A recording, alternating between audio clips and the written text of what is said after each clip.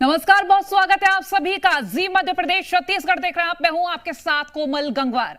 शिवराज सरकार में system crash, जी हां, कुछ ऐसा ही इस वक्त नजारा सामने आया है। जिस तरीके से अलग अलग मामले सामने आ रहे हैं उसको देखकर यह कहना बिल्कुल भी गलत नहीं होगा कि शिवराज सरकार में वाकई में सिस्टम क्रैश हो गया है। आगर मालवा के एक स्कूल के अंदर की छात्रा के साथ छेड़छाड़ की जाती है, जिसका आरोपी टीचर फरार है। यह मामला सामने आने के बाद यही सवाल उठ रहा है कि क्या खुद को मामा बताने वाले शिवराज सिंह चौहान बेटियों से किए हुए वादे निभा पा रहे हैं। वहीं निवाड़ी में स्वास्थ्य व्यवस्था बदहाल नजर आई है। यहां एम्बुलेंस में ऑक्सीजन ही नहीं है। इसको लेकर स्वास्थ्य व्यवस्था पर कई सवाल खड़े हो रहे हैं कि क्या सरकार मरीजों की जान से खिलवाड़ कर रही है। वहीं बैतूल की बात कर लें तो रहवाली विकास को तरस रहे हैं यहाँ के। वहीं इसीलिए चुनाव को लेकर उन्होंने बहिष्कार का ऐलान भी कर दिया है, जिसको देखकर यह लग रहा है कि शायद विकास कहीं खोसा गया है और सरकार अपनी चुनावी तैयारी में पूरी तरह से मस्त है। ये कुछ तस्वीरें हैं जो बयां कर रही हैं कि सरकार में, शिवराज सरकार में सिस्टम कैसे क्रैश हुआ है। आगर मालवा, निवाड़ी, बैतूल, ये इन जगहों से जो तस्वीरें सामने आई है, कहीं छात्रा से स्कूल में छेड़छाड़ हो रही है तो कहीं एम्बुलेंस में ऑक्सीजन सिलेंडर नहीं है। बैतूल की तस्वीरें भी आप देख रहे हैं। ऐसे में सवाल ये, क्या यही दावे वादे हैं? विकास को किस तरह से ग्रामीण तरस रहे हैं, सड़क पर उतर आए हैं कि उन्हें विकास कभी तो मिले, लेकिन वादे सिर्फ कागजों पर ही रह जाते हैं।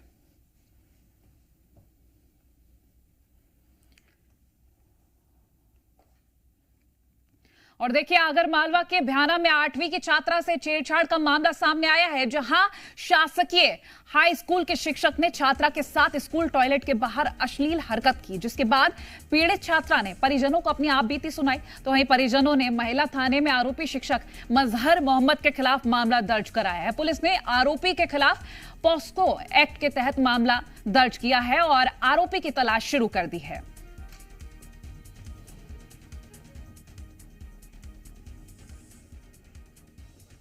वो एक बालिका है कक्षा 8वीं की। उसने बताया कि हमारे स्कूल के जो सहायक शिक्षक है मजहर मोहम्मद कुरैशी, कि उन्होंने मेरे साथ छेड़छाड़ की है, अभद्र व्यवहार किया है। तो उसने मेरे को बताया ये सारी बातें। तो फिर मैंने अपने प्रभारी प्राचार्य मलाल जी को पुकार उनको इस घटना के बारे में अवगत कराया। थाना क्षेत्र में स्कूल की घटना है, टीचर के खिलाफ छेड़छाड़ का मामला आया है। इसमें छात्रा द्वारा FIR कराई गई है। FIR की गई है, आरोपी की तलाश जारी है। हाँ, FIR सर किन धाराओं में? FIR छेड़खानी की धारा है और पॉस्को एक्ट में धारा है। और चलिए अब बात करें निवाड़ी की, तो स्वास्थ्य व्यवस्थाएं किस तरह से बदहाल हो चुकी है वो तस्वीरें सामने आई है। जिले में संचालित हो रही 108 एम्बुलेंस सेवा की कई गाड़ियों में ऑक्सीजन सिलेंडर ही उपलब्ध नहीं है। अब सामुदायिक स्वास्थ्य केंद्र के एक मरीज को रेफर करने के दौरान स्थिति का खुलासा हुआ। जानकारी दे देते हैं कि कई बार तो अस्पताल से ऑक्सीजन सिलेंडर एम्बुलेंस में लगाए जाते हैं। इस पूरे मामले को लेकर BMO का यह कहना कि एम्बुलेंस संचालन में सामने आई लापरवाही की शिकायत कंपनी में करा दी गई है। श्री धनीराम, जिनको सांस लेने में तकलीफ थी, उनको मेडिकल कॉलेज झांसी के लिए रेफर किया गया था और ऑक्सीजन को उसको सख्त जरूरत थी। संबंधित गाड़ी आने के बाद गाड़ी में ऑक्सीजन नहीं थी, तब ये लोग हमारी जिले के जो रखे हुए सिलेंडर है उसको लेके गए हैं। स्वयं इनकी गाड़ी में कोई ऑक्सीजन नहीं थी। इसकी शिकायत हमने 104 जो है नंबर पर, उस पर हमने कर दी है। और कुछ ऐसी ही तस्वीरें बैतूल से सामने आई हैं, जहां मूलभूत सुविधाएं नहीं मिलने से ग्रामीण नाराज हैं और चुनाव बहिष्कार का ऐलान कर दिया है। यहां मामला जिले के घोड़ा डोंगरी विधानसभा के मनकढ़ाना गांव का है, जहां लंबे वक्त से पक्की सड़क, पानी, जमीन के पट्टे की मांग कर रहे हैं ग्रामीण, लेकिन उनकी सुनवाई नहीं हो रही। आपको बता दें कि इस उदासीनता से परेशान गांव के 450 मतदाताओं ने सुविधाएं नहीं तो वोट नहीं के नारे के साथ विधानसभा चुनाव का बहिष्कार कर दिया। साथ ही गांव में नेताओं के प्रवेश और प्रचार पर भी प्रतिबंध लगा दिया है। तो देखिए, प्रचार के लिए तो पहुंचना चाहते हैं नेता, लेकिन विकास के लिए शायद वो रास्ता भूल जाते हैं। अब ऐसे में सवाल ये कि जो ग्रामीण सालों से तरस रहे हैं कि यहां पर विकास हो, हाथों में तख्तियां लेकर हमेशा मांग करते हैं, लेकिन उनके कोई सुध लेने के लिए नहीं पहुंचता।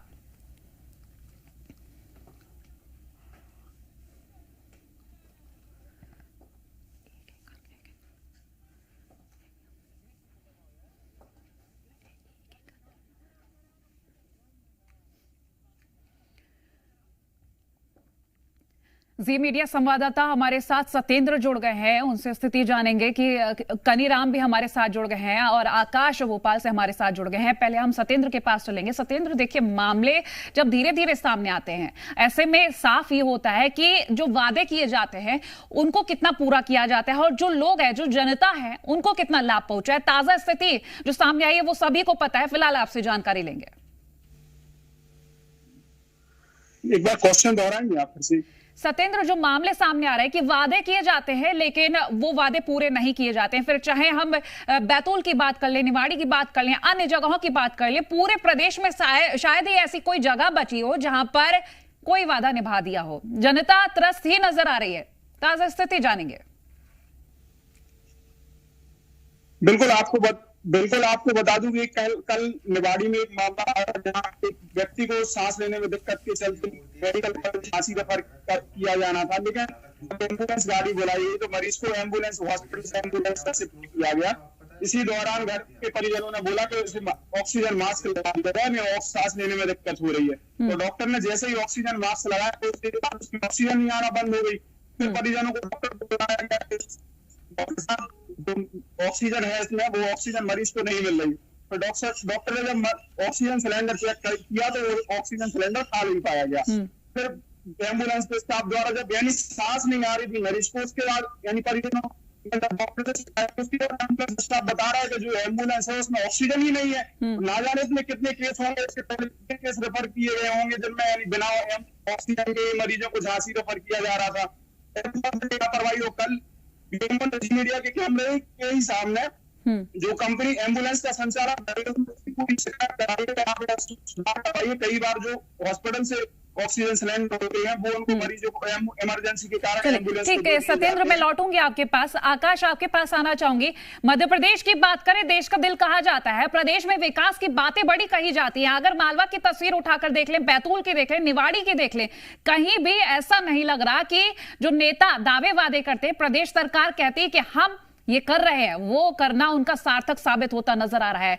चाहे वो ग्रामीणों की सेवा हो या फिर अस्पताल में सुविधा हो या फिर छात्रा की सुरक्षा हो, बड़े सवाल खड़े हो रहे हैं प्रदेश सरकार पर। आगर मालवा, निवाड़ी और बैतूल की तस्वीरें सोचने पर मजबूर करती हैं। शिवराज का सिस्टम मध्य प्रदेश में कोलैप्स हो चुका है। लड़कियां सड़क, बाजार, घर, स्कूल कहीं सुरक्षित नहीं है। अब तक आप देखते थे कहीं सुनसान जगहों पर अपहरण करके बलात्कार की घटनाएं सामने आती थी। अब शिक्षक स्कूल में छेड़छाड़ कर दे रहे हैं, लड़की सरे राह जा रही है, छेड़खानी हो जा रही है। मध्य प्रदेश में महिला सुरक्षा कहां है, ये सबसे बड़ा सवाल है। पुलिस चुनावी सिस्टम में जुट गई है, चुनाव आयोग के हवाले है, और सरकार भी चुनावी तैयारियों में ही जुटी हुई है। जनता भगवान भरोसे है। चाहे हम कानून व्यवस्था की बात करें या फिर स्वास्थ्य व्यवस्था की बात करें या फिर मूलभूत सुविधाओं की बात करें, ये तीन महत्वपूर्ण बिंदु हैं जो मध्य प्रदेश में पूरी तरीके से बदहाल है। और यही कारण है कि अब ग्रामीण नेताओं को अपने गांव में घुसने तक नहीं दे रहे हैं। स्वास्थ्य सुविधा तो भगवान भरोसे ही है। प्रभु राम ये स्वास्थ्य मंत्री हैं और प्रभु राम की स्वास्थ्य व्यवस्था पूरे राम भरोसे है, क्योंकि जो ऑक्सीजन सिलेंडर्स हैं वो एम्बुलेंस में है ही नहीं। अगर आपको सांस की बीमारी अस्पताल तक जाना है तो एम्बुलेंस मत लीजिए, क्योंकि आप सही सलामत अस्पताल तक पहुंच जाएंगे इसकी कोई गारंटी नहीं है। ये मध्य प्रदेश के हालात हैं। अगर ग्रामीणों को मूलभूत सुविधाओं के लिए वोट का बहिष्कार करना पड़ रहा है आजादी के 75 साल बाद भी, तो ये वाकई में मध्य प्रदेश के 18 साल की सरकार को सोचना चाहिए कि आखिर एमपी में क्या विकास किया है। ये वही नेता हैं जो घर घर जाकर वोट मांगते हैं, लेकिन जब विकास की बात आती है तो विकास के नाम पर सिफर, ये इनका काम है। और यही कारण है कि सिर्फ एक जगह की तस्वीर नहीं है, इसके पहले भी कई जगहों पर बहिष्कार की खबरें आ चुकी हैं। हालांकि ये उचित नहीं, अपने मतदान का प्रयोग करना चाहिए। जी मीडिया की अपील है कि आप वोट करें, मताधिकार का उपयोग करें, लेकिन ये आक्रोश है उन जनप्रतिनिधियों के खिलाफ जिन्होंने अपने क्षेत्र के लोगों के लिए रत्ती भर काम नहीं किया है। दावे बड़े बड़े हैं और जमीनी हकीकत आप देखिए, ये तस्वीरें बताती हैं कि जमीन पर कितना विकास मध्य प्रदेश की सरकार ने, उनके जनप्रतिनिधियों ने, उनके नुमाइंदों ने किया है।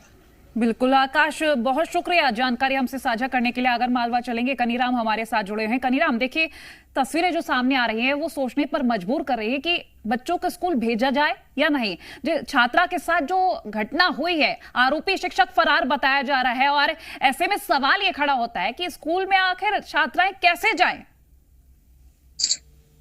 देखिए, ये ग्राम बियाना का मामला है। बियाना में 2 दिन पहले शिक्षक ने जो बच्ची है 8वीं क्लास की पढ़ रही, उसको बाथरूम के बाहर छिड़कानी की है, छेड़छाड़ किया है, जिसको लेके बच्ची ने जो उनके टीचर है उनको इस बात से अवगत कराया कि मेरे साथ ऐसा ऐसा हुआ है। परिजनों को नहीं बताया डर की वजह से, क्योंकि उसने धमकी दी थी आरोपी ने कि मैं तुम्हारे हत्या कर दूंगा, तुम्हारे परिवार को ऐसे।